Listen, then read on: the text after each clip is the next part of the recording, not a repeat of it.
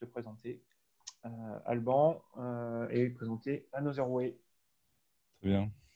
Eh bien, tu me dis, c'est bon? Bonjour à tous. Donc, Alban Androjac et Frédéric Metten, donc, du coup, qui est en ligne aussi. Donc, je représente la Bonjour. société Another Way. Donc, je suis Another Way lié, je suis un des fondateurs d'Another Way avec Philippe Luc. Moi, j'occupe plutôt la fonction de directeur général, mais surtout CTO, directeur technique, puisqu'Another Way est lié surtout à mon expérience par le passé, où j'ai après une école d'ingénieur civil, j'ai effectué 7 ans au sein des services de renseignement français. Et c'est là où j'ai mis, on va dire, où j'ai construit ma méthodologie, un peu ce projet-là, parce que au début, c'était dans les années 2000, j'ai reçu, après l'école d'ingénieur et le CELAR, à l'époque ça s'appelait le CELAR, déjà EMI maintenant, vous connaissez bien. J'ai rejoint les services de renseignement, c'était en 2001.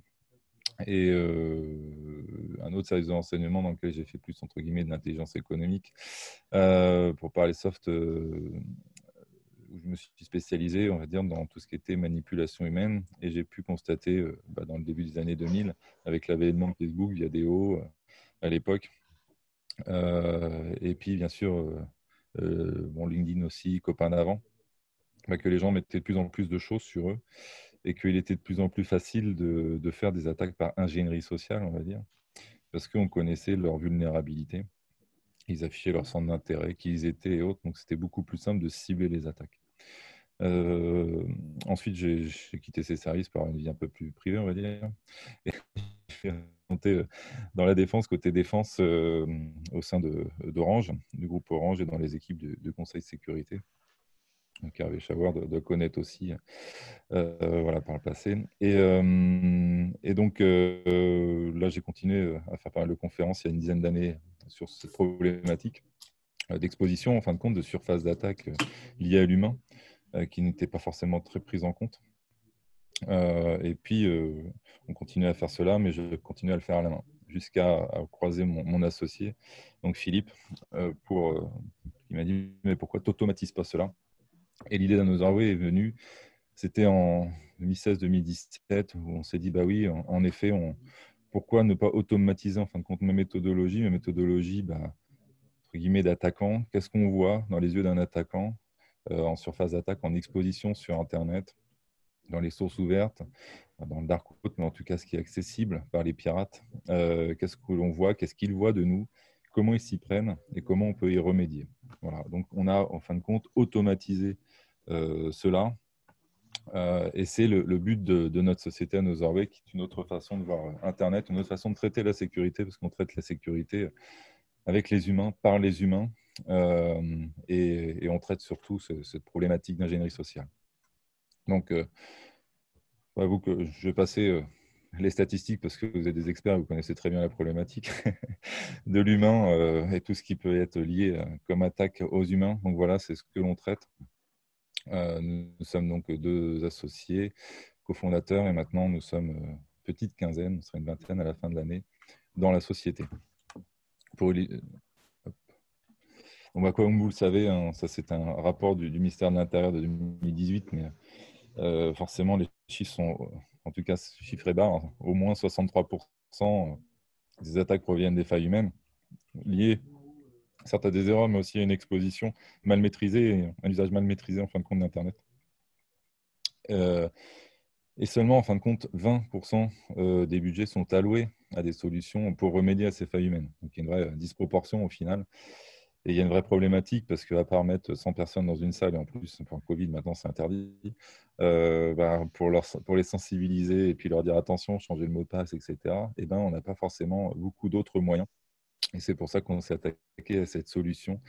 Vous allez voir après, qui est une solution qui permet aussi de personnaliser la protection, la défense de chacun. Et comme on l'automatise, ça permet d'avoir une protection pour tout à chacun et très rapide. Juste pour illustrer mes propos avec un cas que j'ai pu réaliser, où justement, ce petit chien, en fin de compte, il représente une menace pour une société. C'est une reconstitution d'un fait réel, malheureusement. que j'ai pu constater.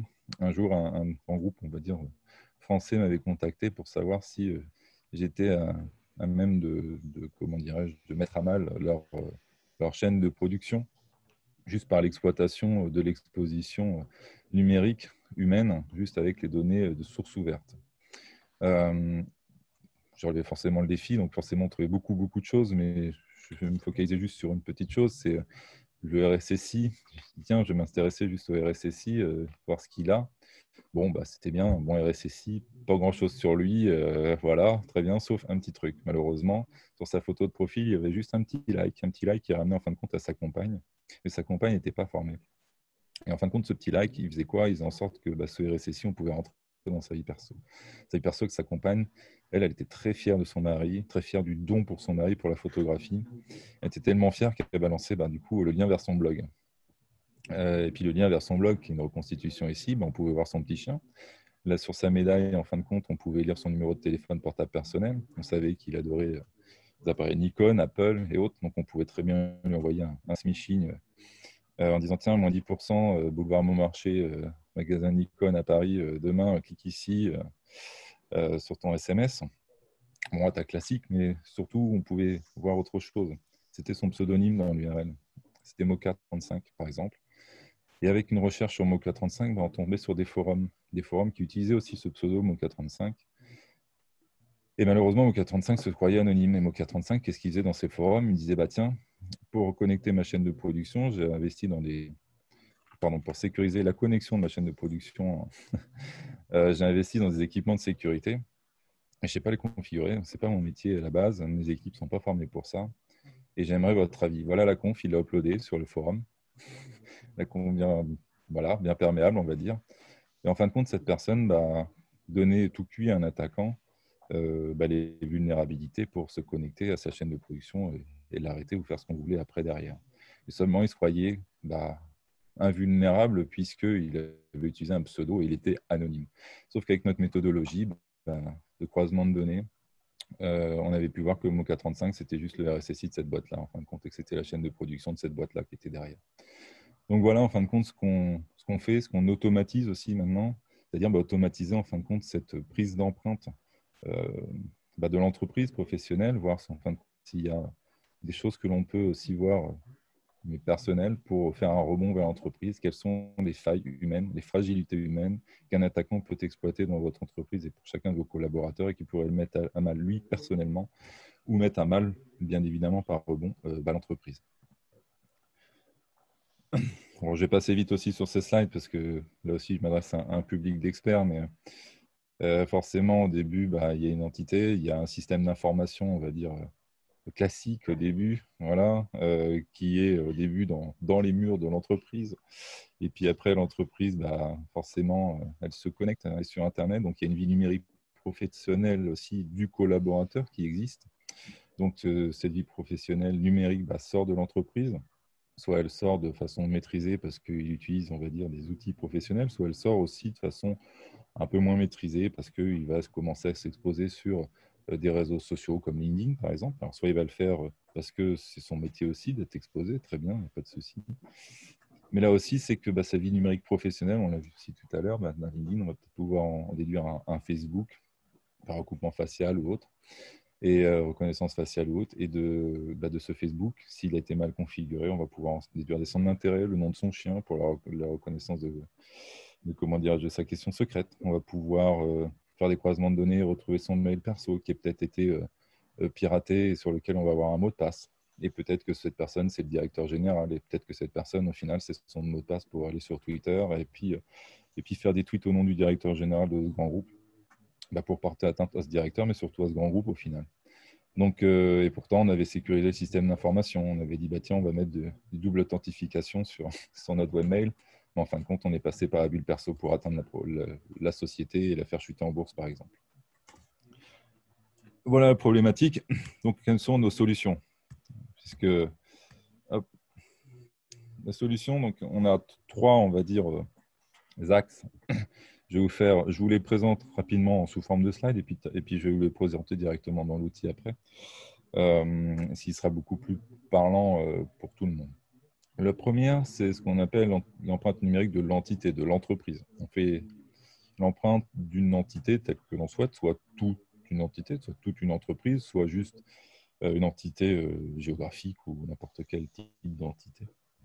Et là, on va regarder surtout qu'est-ce qui va ressortir comme fragilité humaine liée à l'entreprise. Donc, les utilisateurs vont surtout être des responsables de l'entreprise. On s'adresse surtout à des experts en sécurité ou des directions métiers.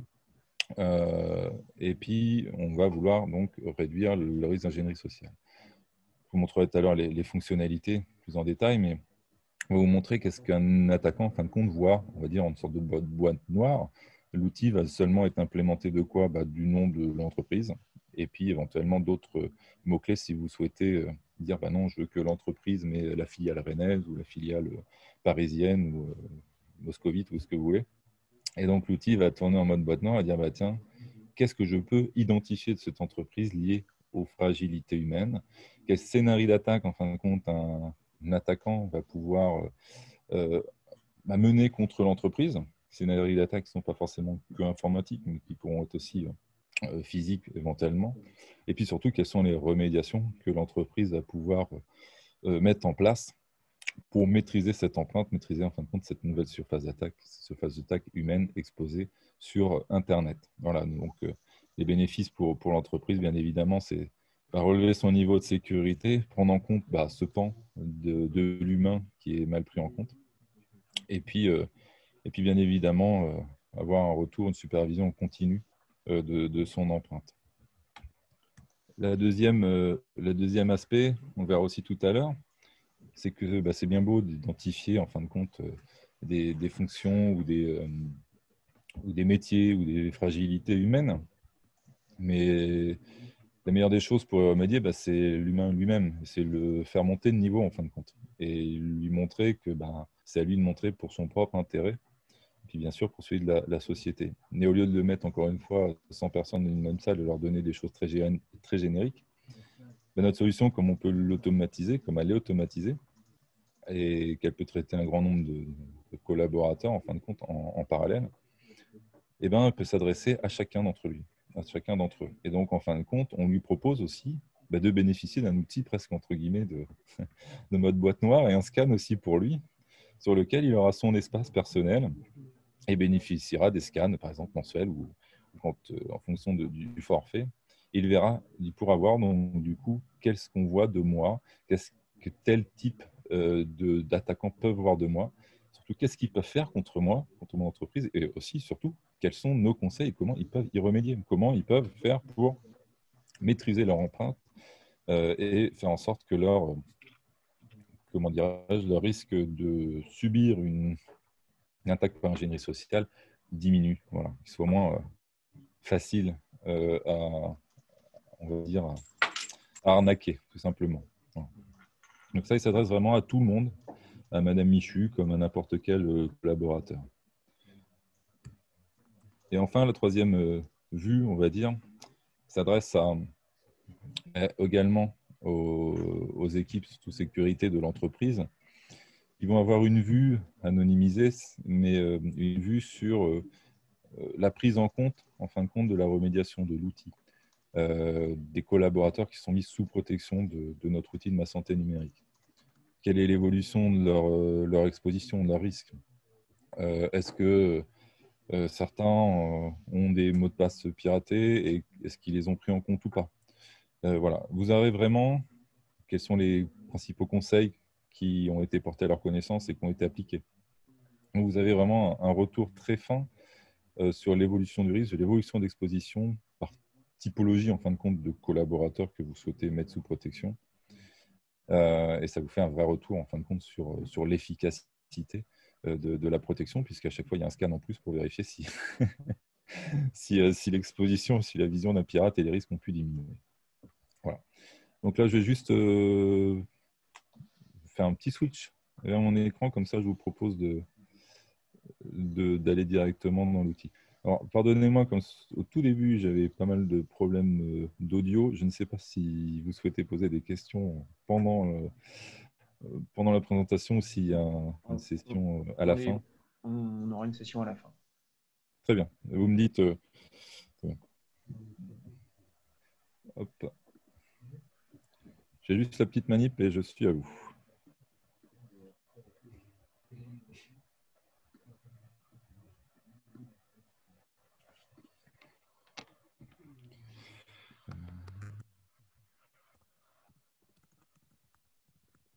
Je vais me reconnecter parce qu'il m'a fait une petite session timeout, forcément. Effet démo, il en fallait bien. Non, bah, c'est l'effet démo maîtrisé, puisque je sais qu'il y a timeout. C'est comme ça, on va dire. Tant mieux. J'ai trop parlé avant. J'étais trop bavard. Hop, ça.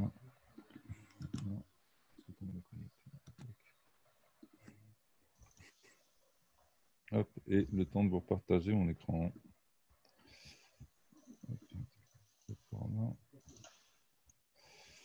Firefox, il est où? Il est là.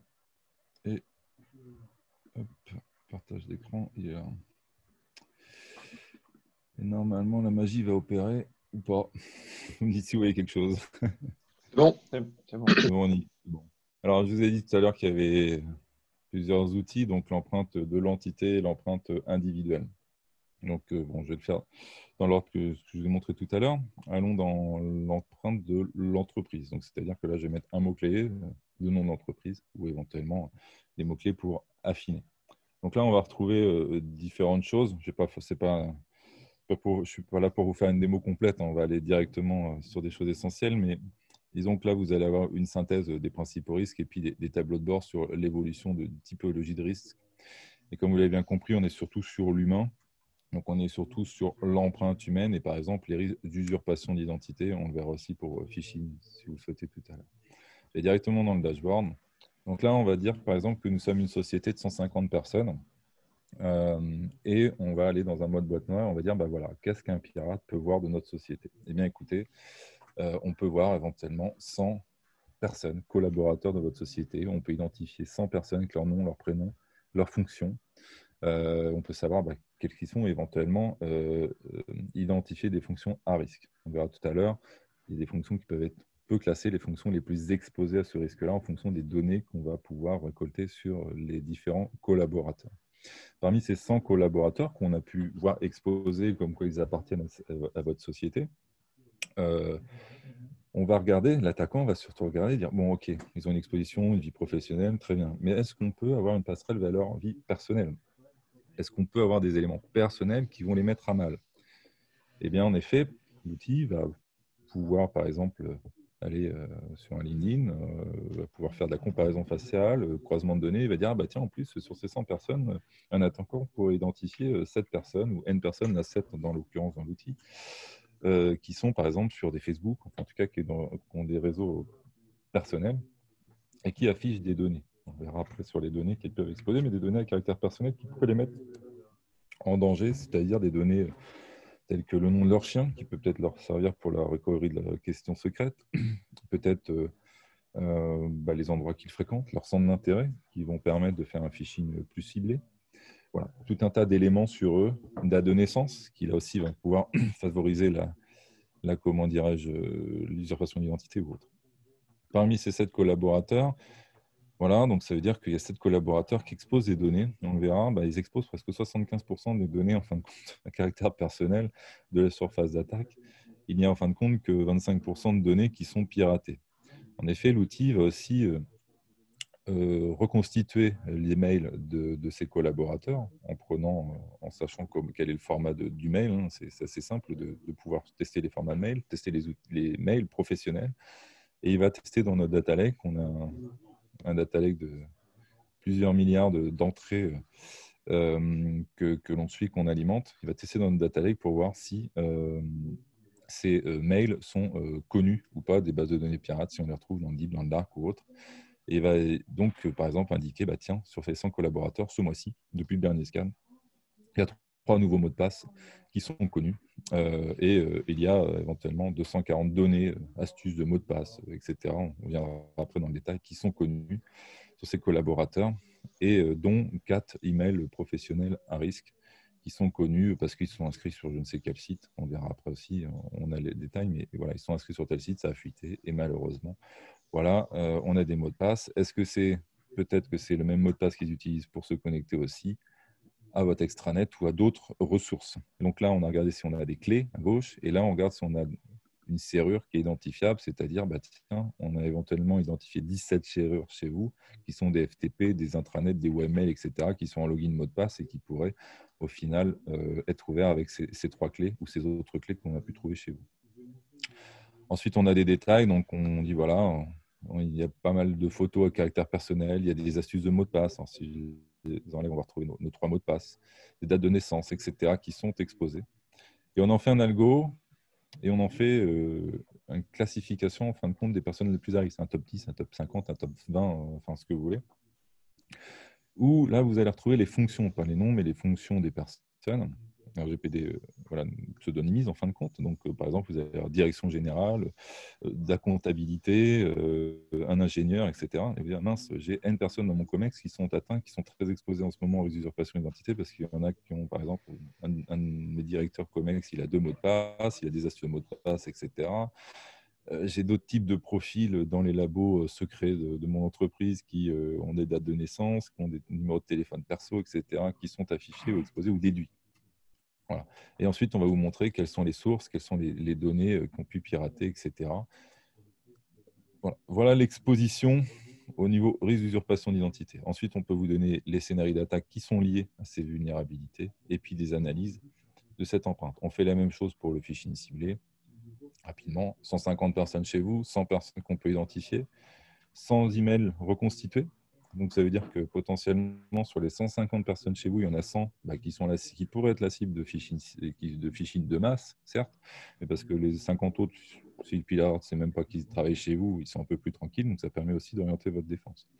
Par contre, on va aussi voir qu'il y en a 3 autres qui sont plus soumis à des phishing un peu plus ciblés, parce qu'ils affichent des centres d'intérêt. Et puis, il y en a un autre en plus qui est encore plus fiché, parce qu'en plus, on connaît des amis pour qui on pourrait se faire passer. Donc, on aurait encore plus d'éléments pour faire un mail de plus en plus efficace.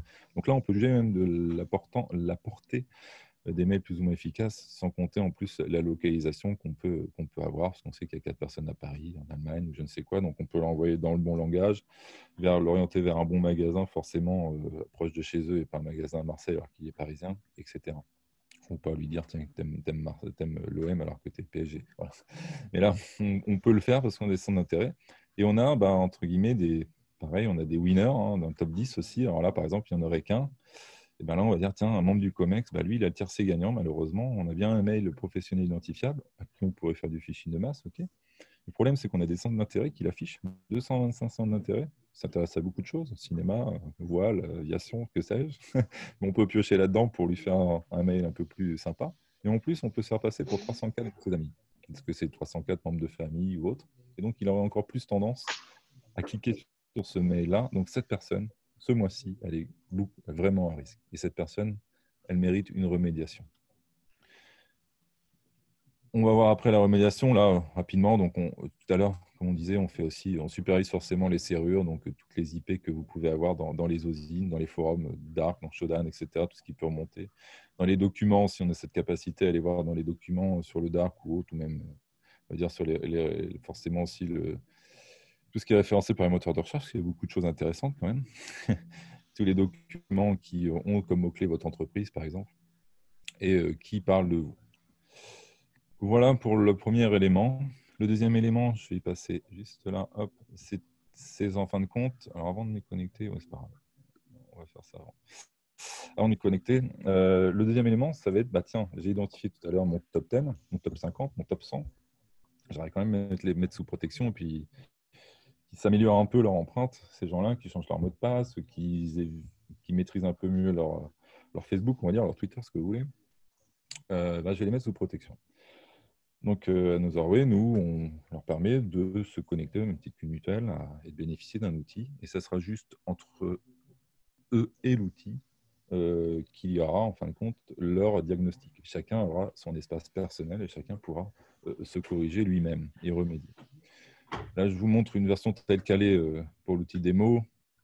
Mais là, par exemple, ça traduit ce que verrait un certain type de pirate. On va dire, bah, tiens, par exemple, Louis, bonjour Louis, on va se faire passer pour Louis Androjek, qui est, qui est mon frère. Fred rigole. Petite histoire derrière ça. On va dire, Ton bah, Louis, frère, ton frère inventé de toutes pièces pour la démonstration, bien évidemment. c'est ça exactement. Voilà, qui fait grand bruit dans la famille. Et comment, bref, donc mon frère a une santé numérique pas très très bonne, j'avoue. Euh, donc il va renseigner quoi. Qu'est-ce qu'on va renseigner en fin de compte? On va dire bah tiens Louis, on peut te faire bénéficier d'un outil de remédiation, d'apprentissage, de pédagogie, de protection.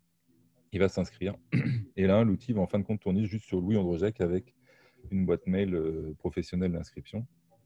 Et il va regarder tout ce qu'il peut trouver sur Louis Androjek, appartenant bien à cette société, bien évidemment. Il va dédoublonner les autres Louis Androjek qui n'appartiennent pas à cette société pour être sûr qu'on restitue bien l'information à Louis et au bon Louis. D'accord ? Donc là, en fin de compte, l'outil va dire, bon, bah tiens, déjà, c'est bien, ta boîte mail professionnelle, tu l'utilises bien. Elle n'est pas dans les bases piratées, etc. Elle continue comme ça. Par contre, là, il y a une petite alerte, c'est parce que notre outil va détecter, automatiquement déduire certaines adresses email. Alors forcément, on ne va pas dire, tiens, il s'appelle Louis Androjek, c'est louis.androjek@gmail.com. Non, c'est qu'on a plein d'astuces pour récupérer de façon sûre que c'est bien son email perso, bien à lui. On va dire, bah, tu vois, le pirate, il pourrait déduire que ça, c'est ton email perso. Imaginez que ce soit toto56@tout.fr, bah, c'est bien ton adresse perso, Louis. Ah oui, c'est vrai. Et bien en plus, ton email perso, comme on te met là, il y a un mot de passe qui vient de fuiter ce mois-ci, ça serait bien que tu le corriges. Et on va lui rappeler son mot de passe. Alors, on va lui rappeler juste un peu caché quand même, on fait un peu de sécurité aussi. Mais en tout cas, pour qu'il puisse percuter, dire, ah oui, c'est vrai, Azerty 1, 2, 3, 4, d'ailleurs, je ne l'utilise pas que là, j'utilise un peu partout. Donc, je vais peut-être changer un petit peu. Et puis, Louis, tu as des données personnelles, tu as tes pseudos qu'on peut connaître, etc. Toto56 et autres. Donc, on va lui montrer tout ce qu'en fin de compte, un pirate peut trouver dans tout ce qui s'échange entre eux dans les bases, puisqu'on, comme je vous l'ai dit, on les supervise aussi et on en fait un data lake bien puissant. Ensuite, on va dire, bah, tiens Louis, où est-ce qu'on peut te retrouver aussi comme élément personnel sur toi dans les réseaux sociaux? Eh ben, écoute, on t'a retrouvé sur Facebook, on t'a retrouvé sur LinkedIn, on t'a retrouvé sur Copain d'avant, sur Twitter, sur Instagram, etc. J'en passe, c'est des meilleurs. Par reconnaissance faciale, alors ou pas, parce qu'on fait d'autres choses. Je pourrais vous montrer aussi sur mon compte éventuellement, mais je fais beaucoup de choses où bah, ça serait peut-être un petit chien qui sera affiché et pas la tête. On est capable éventuellement de le retrouver en fonction forcément de ce que vous mettez. Si vous ne mettez pas grand-chose de façon publique et vous maîtrisez bien votre empreinte, ça c'est autre chose. Et donc là, on va dire, bah, Louis, tiens, toi, tu as 2 amis, ça pourrait faire ça, etc. Tiens, Louis, on a vu ça sur toi. Voilà. Ça va lui permettre de voir ce qu'un pirate peut déduire de lui. Ah mince, il a détecté mon compte Insta, etc. Je savais pas en plus que c'était public. Mon Facebook, je croyais que j'étais embêté justement à bien le paramétrer. En fin de compte, c'est public, c'est pénible, etc. Comment je fais? Donc là, on va lui montrer les liens aussi qui concernent Louis. On va lui montrer aussi où est-ce qu'il apparaît dans photos sur Google. Alors, on aurait plus de temps, je voudrais vous montrer plus sur mon cas parce que Louis n'apparaît pas encore beaucoup sur Google, mon faux frère, mais voilà. Mais voilà, on fait de la comparaison faciale et où est-ce qu'il apparaît sur tout Internet, ben, on peut lui montrer, bah, tiens, tu as présenté la vidéo, etc. Ton visage apparaît là. Donc ça lui permet au moins de superviser ce qu'on voit de lui, ce qu'il a envie de montrer ou pas en fin de compte. Et il se dit, mince, il y a des choses en fin de compte, bah, soit je savais que je l'ai montré, mais je ne connaissais pas l'impact, soit je ne savais même pas que je l'ai montré. Ensuite, on va lui dire, bah, Louis, quels sont tes risques? Donc, on va lui expliquer en fin de compte, bah, tiens, l'algo, en fin de compte, regarde en fonction des informations qu'il peut avoir. Et puis, ça lui déduit un risque. Et voilà, on lui explique, tiens, on a vu ça, ça, ça de toi, Louis. Eh bien, on va pouvoir, un attaquant pourrait s'y prendre comme ça, soit pour usurper ton identité, soit pour faire du phishing ciblé. Et ensuite, bien évidemment, on ne va pas laisser Louis un peu comme ça. En plus, ça, c'est mon frère, donc je vais essayer de l'aider quand même.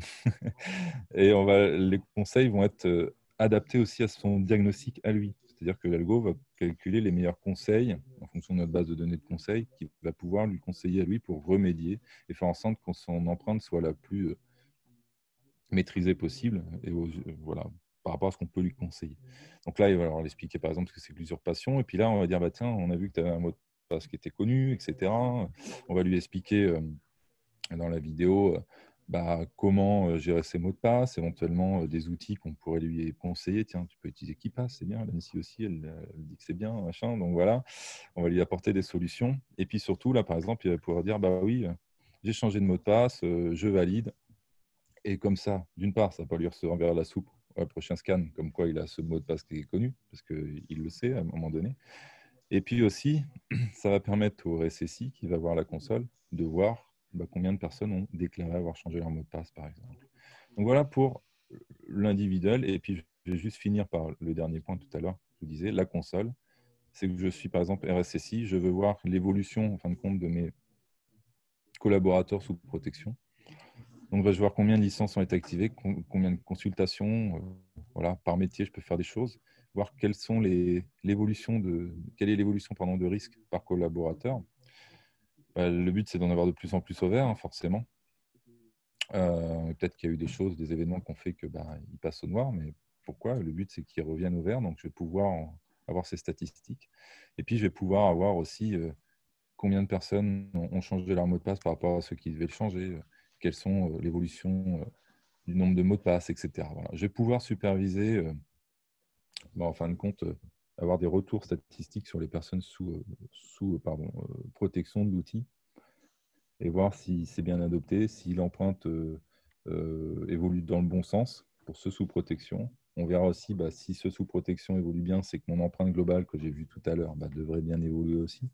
Et puis peut-être en mettre plus en plus sous protection aussi de collaborateurs pour qu'au final, l'empreinte et la surface d'attaque contre exploitant les fragilités humaines et du coup le social engineering diminue au sein de mon entreprise. Voilà. Et qu'on puisse aussi optimiser les moyens de défense, éventuellement techniques aussi, vers, en fin de compte, les personnes les plus exposées et les plus identifiables forcément par des attaquants et pas forcément mettre des moyens colossaux vers des personnes dont on ne sait pas du tout qu'elles travaillent encore dans la société, qui ne sont pas forcément exposées ou identifiables. Voilà. Eh bien, le dernier slide, c'était juste pour vous remercier. Et avec Fred, on écoute vos questions. On sera ravis d'y répondre. Alors, je vais